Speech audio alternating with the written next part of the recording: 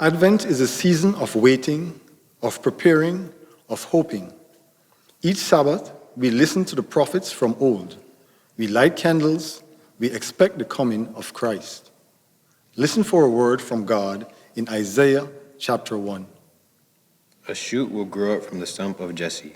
A branch will sprout from his roots.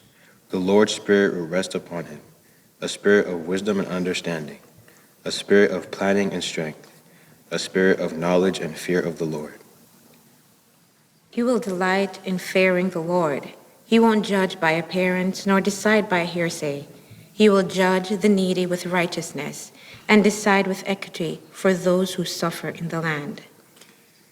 He will strike the violent with the odd rod of his mouth. By the breath of his lips, he will kill the wicked. Righteousness will be the belt around his hips, and faithfulness the belt around his waist. The wolf will live with the lamb, and the leopard will lie down with the young goat. The calf and the young lion will feed together, and the little child will lead them. The cow and the bear will graze. Their young will lie down together, and the lion will eat straw like an ox. A nursing child will play over the snake's hole. Toddlers will reach right over the serpent's den.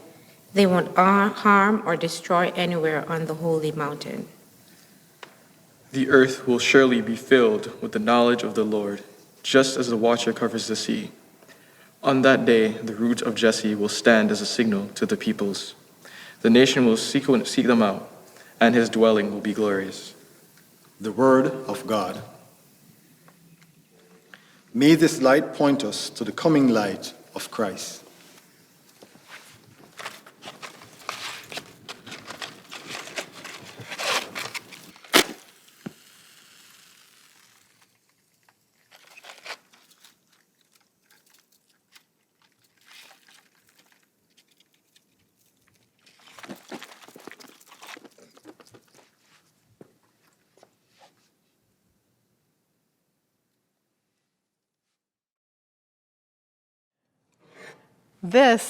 This is a Christmas cactus, and it's been in our family for about 150 years. It came from a great-grandmother, and all of the relatives have a clipping from this cactus. In fact, all of the siblings and the cousins, the youngest member of the family, who's not even to this holiday, even she has part of this Christmas cactus growing in her house, 150 years old.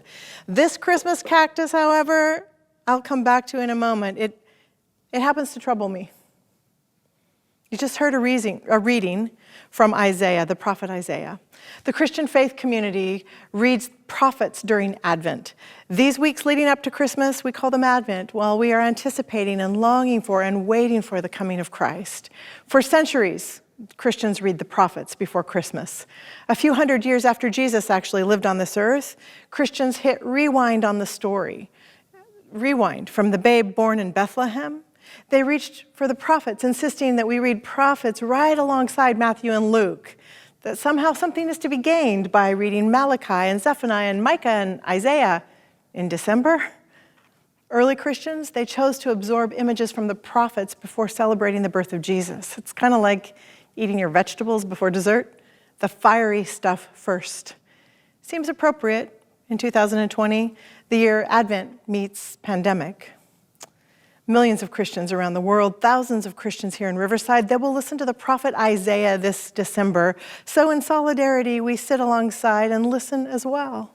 We are far from the Bethlehem stable, but we are so close to the Bethlehem story. Rather than harvest the promises of Isaiah for our own purposes, I invite you to hear them as real life for real people who live inside a collapsing story. Can we read these promises first for the people living in that time, not primarily for people living in end times? One familiar promise from Isaiah we will read each week. In fact, the Nicholson family, they just read for us our passage for today, Isaiah chapter 11, beginning with verse 1. If you have a Bible, this is a great time to open it. A shoot will grow up from the stump of Jesse. A branch will sprout from its roots. The prophet Isaiah, one part prophet, one part poet, and he paints this image we don't see often in the middle of a city, a tree stump. So maybe you have one in your yard, maybe you have one you want removed from your yard. That's about as close as we typically get to a tree stump in our urban setting. The obvious observation, a tree stump used to be a tree. Where there was a tree, only a stump remains. A stump, it's a signal of a life that's over and done. A stump alone, what is it good for, really? For sitting on or jumping off of? A stump signals the end. The future of a stump is to be extracted, kind of like a cranky tooth, pulled up and pulled out. What good thing comes from a tree stump? It helps us if we peek back to Isaiah chapter 10 and we catch the closing scene there and see that all the trees have been cut down. They've been leveled by God, the prophet says. The trees, for the poet, represent trouble, nations and powers and privilege pressing down over the people. The trees are all gone. Imagine a day, the prophet Isaiah says, you wake up and the trees are gone, your troubles are gone. You look out in the forest and all you see are stumps. There is a day coming, you'll not see your oppressor, Assyria, marching towards you for war. Because something new is moving into the neighborhood. Look, there's a sprout, a shoot. The Hebrew word here can also be read as a rod or a scepter, something a king would hold in his hand. There's a new leader coming out of the line of Jesse. We know Jesse. King David is from Jesse's line. Something's growing, Israel. Something is coming. Someday that troubling forest, it'll be beautiful and safe. If you have a Bible open, Isaiah chapter 11, beginning with verse 2 now, describes what it looks like when the Spirit of the Lord cultivates. The next ruler will have God's qualities. The next ruler will bring rest and security and stability. The next ruler brings judgment to evil. The next ruler brings God's care for creation. The next ruler brings peace. And the scene shifts. It's not tree stump, but it's an open field now, beginning with verse 6. It's a field of lambs, but there's a wolf. A predator is welcomed as a welcomed stranger, actually. Can you see it? Isaiah says it's a field of lambs, and the wolf is welcome. That's not wise, someone wants to say. That's reckless, that's foolish. You want lions next to your cattle or toddlers to play over a viper's nest? Isaiah sees this glorious promise of security and peace. Fear of the Assyrian army is met with the presence of God. The next ruler brings the presence of God, the experience of God, the dreams of God. It's not anything like what the earth has seen or what the people have felt. Isaiah, speaking to these trampled people who live in a trampled land with hope for their time and all times. Do you see what I see? Do you hear what I hear? Isaiah says something is coming in our future, then it will transform this very day. Do you see what I see? Do you hear what I hear?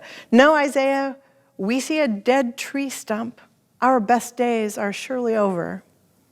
In fact, the more serious we take Isaiah's poem, his vision, we might even conclude it's crazy.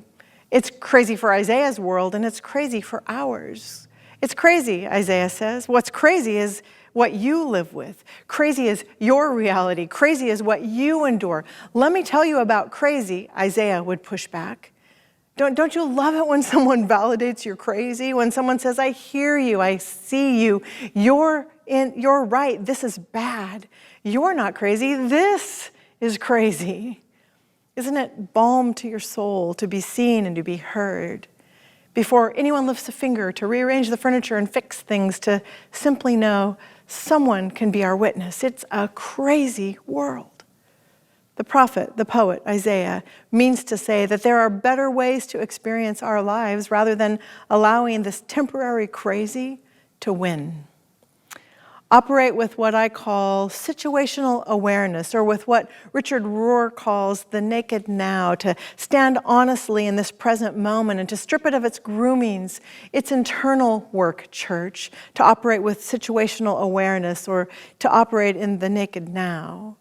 We will all find ourselves in times and spaces when our belief systems will fail us and our belonging circles aren't quite enough, when our quest for certainty seems silly. I can't be certain about what's for dinner. I can't be certain, let alone what we'll do for Christmas this year. we come to these internal intersections where we have options. And if this sounds a little gibberish to you, stick with me for a moment. Richard Rohr, like all mystics, and even like the prophets, like Isaiah, they have this deep ability, this deep awareness to see and hear and name more. It's deep waiting is what I'm calling it this Advent. Tapping into a bigger picture.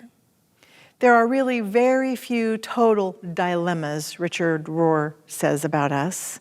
There are really very few total dilemmas we are trapped in. We create many dilemmas because we're internally stuck and we're attached and we over-identify with our position and we're fearful and we need to win the case. There are very few total dilemmas. Thanks, Mary Poppins. Really, Richard Rohr? Really? Because like this week, while I'm on a virtual meeting with Isaiah open right next to my laptop, my phone begins to ring and the text messages begin to vibrate and the teapot's whistling and there's a dog fight in the street and my brain is catching up to the situation when it finds my body in the middle of the street in between 3 dogs. I come inside and I listen to the voicemail on my phone to learn of a fraud alert for our identity, Kirby and me, someone who's been arrested. What? There are very few total dilemmas. I mean, that was simply Wednesday morning. Really, Friar Rohr? Because life feels like this right now. Friends, you fill in the details from your life. It feels like this right now. So we operate with a situational awareness, the prophet Isaiah would counsel. I invite you and yours these weeks of Advent into a situational awareness. See what we see and name what we see. This is what Advent is for. And we can be honest this year, Advent is unusual. It's not the end of the world. It's not the end of Christmas festivities. It's not the end of Christmas as we know it. This is simply the year we're navigating global pandemic. So we operate with situational awareness or deep waiting or inside the naked now, Rohr would say. And there we'll find the prophet Isaiah from centuries ago saying, hello, 2020. You've got friends who walked this path before you. You've got family. It's not the Assyrian army for you. So go ahead and label your trees, your evil, your oppression. What is it? Label it. Give it names. Identify your reality. Oh, it's loneliness and isolation and depression and grief, we would say to Isaiah. And, yes, go ahead. Name your crop, label your sprouts. And while we're doing so, remember, it's not a race. It's not a comparison game. It's not an exercise to minimize your reality, nor does this homily end with me saying, we can do hard things, because sometimes we can't. And sometimes hard things break us. Talk to Isaiah. His entire community, they didn't make it out together. When I say we have resources for times like these, I'm saying open the Bible and listen to our ancestors, read their stories. Our situation this month, it's not so different from Isaiah so long ago. Remember that the role of a prophet is first and primarily not to predict the future, it's to call people back to God, to call people back to a deep waiting alongside God. What is it we're waiting for during Advent? Because deep waiting, this internal work, is active work. Inherent in the DNA and God's story and with God's children, inherent with our story with God, is the grace for this long haul. We've been given grace for the long haul. We're in it for the long haul. While we crave immediate gratification, we are really people of the long haul. Romans 8 reminds us, we know the whole creation has been groaning as with pains of childbirth right up to the present time. Not only so, but we ourselves who have the first fruits of the Spirit, we groan inwardly as we wait eagerly for our adoption, sons and daughters, and the redemption of our body. For in this hope we were saved. But hope that is seen is no hope. Who hopes for what they already have, the Apostle Paul says. If we hope for what we do not yet have, we wait for it patiently. The Apostle Paul, the prophet Isaiah, they tell us all our days of unhoping are over. Advent is for deep waiting. Look within these next weeks. Look for refining opportunities. Look around and take inventory. And look beyond and imagine God's promised world. It is possible. Isaiah is teaching the people to be steady even as they feel shaky. Your crisis is real, he says. Your God is too. One of the great resources we have available to us, all of us, is checking in with people who've lived before. While we're sheltering at home over the holidays, here's something we could all do. Call up the aging ones in your family and ask them to tell you again, tell you for the first time maybe, about the times in their life they felt shaky. Ask them to tell you a story and hit record and listen. Ask them, what gave you strength to make it through those times? What gave you hope? How did you navigate? What did you do for fun and for laughter and to break up the monotony? Ask the aging ones in your life, what steadied you when you felt shaky? Tell me a story. We are all surrounded by strength we may not even know. This is a Christmas cactus. This has been in our family for 150 years. It's not quite as old as Isaiah's community, but it's old for my community. I hardly walk by this cactus without grunting at it because this is a cactus that refuses to blossom. And I'm not much for succulents. This cactus refuses to blossom, at least where it lives in Southern California. For the Oberg side of the family, let me tell you a story, because I think of these stories when I look at this cactus. In 1867 and 1868 and 1869, a great famine hits the land, Sweden. The potato blight, the potato famine is devastating. It kills many and it causes mass migration. One chap named P.C. Oberg comes as an 18-year-old to America, and he moves to Nebraska because in Nebraska the conditions are similar for farming as back home in Sweden. P.C. finds a good Swedish girl. Years later, his son Frederick finds a good German girl to marry. Edna is her name. They don't speak the same language, but they share some language in common because they have 11 children. They have 11 children living in Nebraska when the drought hits in the 1930s. So the family moves because they won't survive. They move to Oregon. Frederick dies after the last children are born, a set of twins named Delmer and Daisy, who never really met their father. He dies because someone gave him a wrong medication for his asthma. Edna has now 11 children to raise. Because she can't afford to feed all of these mouths, some of the oldest children go to work early to support the family. Some of the children are, quotes, farmed out, interesting metaphor for a farming family, but they farm out their children to other households. One was hired as a worker. Calvin is one of those. At age 16, he moves a few farms over to help a widow. Calvin has already survived rheumatic fever as a child. He can surely survive this, leaving home and going to work as a domestic. But this will impact his life forever. At age 19, he enlists himself in the Army. It's 1943. Knowing he'll be drafted, he volunteers so that he has some choice of his service options, and he becomes an Army paratrooper. It sounded like one of the better options to him. He joins the Airborne Infantry, the 82nd Airborne, and he serves 2 years during World War II. His tales are too many to count and too traumatic to share. He spent most of his life keeping these war stories to himself. Once in Germany, he fell from exhaustion during the war. They thought he'd been shot, so they left him. They removed his ID badges and they sent them home to his mother. They reported him as missing and sent her a telegram she opened letting her know her child was dead. He actually woke up that day in Germany and crawled on his hands and feet to a military hospital. Or he has stories from the Battle of the Bulge with the 102nd Airborne and the 82nd Airborne in a big tale we've read about many times in our history lessons. Calvin describes what it's like to see the tanks coming and to shoot bazookas at the tanks and try to blow the tracks off the bottom of the tanker to disable their movement. It's the only way, the only hope to go against a tanker.